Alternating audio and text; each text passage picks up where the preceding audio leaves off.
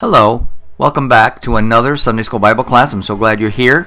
Today we are on a lesson entitled The Resurrection of Jesus. In our last lesson, we had learned how Jesus was beaten, crucified, confirmed to be dead by the Roman soldiers, and was buried.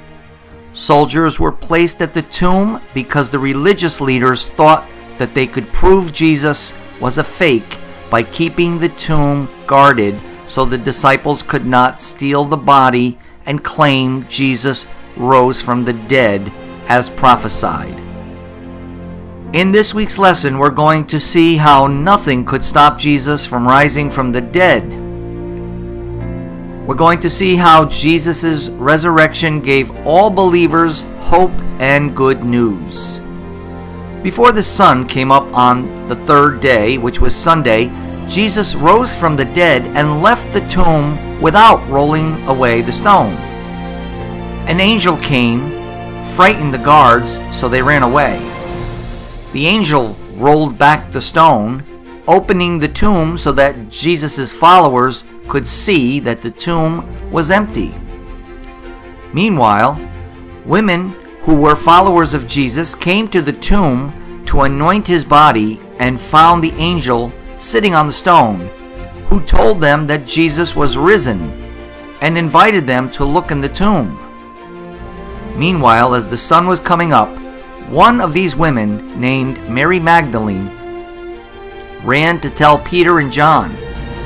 The other women went into the tomb where they saw two angels who asked them, "Why are you seeking the living among the dead?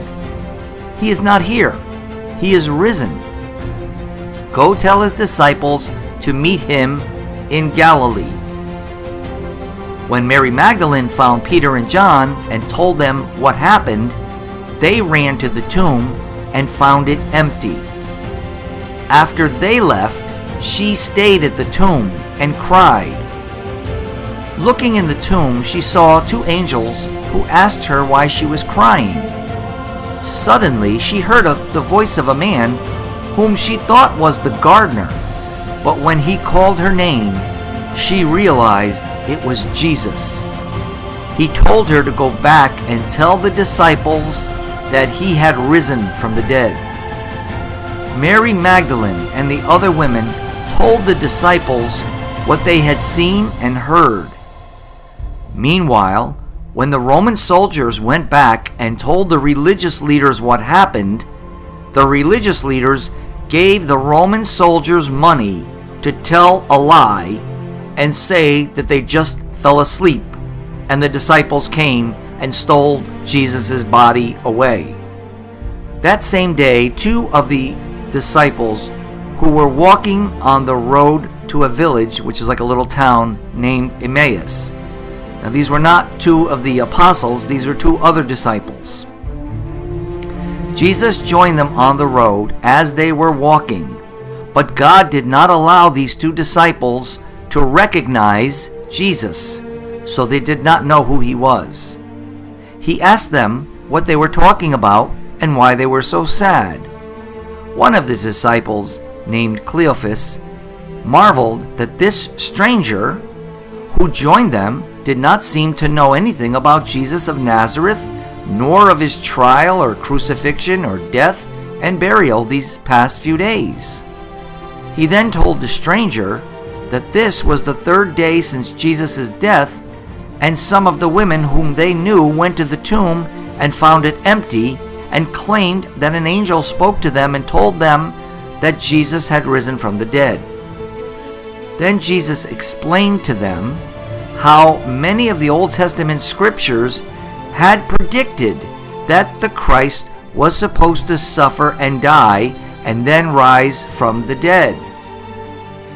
The two disciples were so interested in what Jesus was telling them that when they got to their destination, Jesus made as though he would go on and keep traveling, but they invited him in to eat dinner with them, even though they still did not know it was Jesus they were talking to.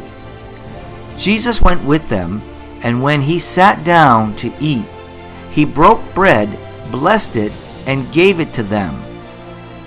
They then recognized him, and they knew that it was Jesus. Then he disappeared right before their eyes. They were startled and could not believe that it took so long for them to realize who he really was.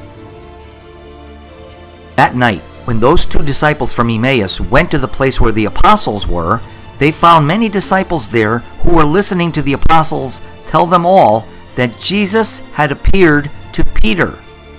Now the 2 disciples from Emmaus told them all how Jesus appeared to them. The doors in the room were shut, and yet suddenly, without the doors opening, Jesus appeared to them, and they were all scared, thinking it was a ghost.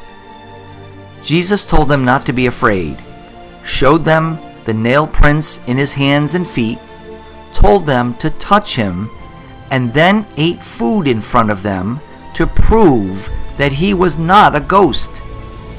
Then Jesus reminded them that while he was with them before, he had told them that all the things written about him in the prophecies of the scriptures in the Old Testament would come true.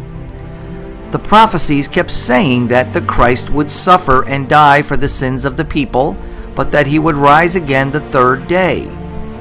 Then he again explained the scriptures to them. He told them that soon they would preach this to all people, and whoever believed would have their sins removed and go to heaven. He also promised them that not long from now they would receive the Holy Spirit.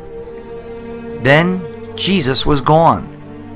One of the apostles, named Thomas, was not there, and later when he got there, the other apostles told him that they had all seen Jesus and that he was alive. But Thomas said, "Unless I put my finger in the nail prints of his hands and put my hand in the spear print in his side, I will not believe it." About 8 days later, Thomas was there with the rest of the disciples, and suddenly, with the doors being shut, Jesus appeared to them again. He said to Thomas, "Put your finger in the nail prints in my hands, and put your hand in the spear print in my side, and be not faithless, but believing." Thomas said to him, "My Lord and my God." Jesus then said to Thomas, "Because you have seen me, you have believed. Blessed are they which have not seen me, and yet have believed." When we come back, we're going to find out what happened when Jesus appeared to the 11 apostles and many others again. See you next time. Bye-bye.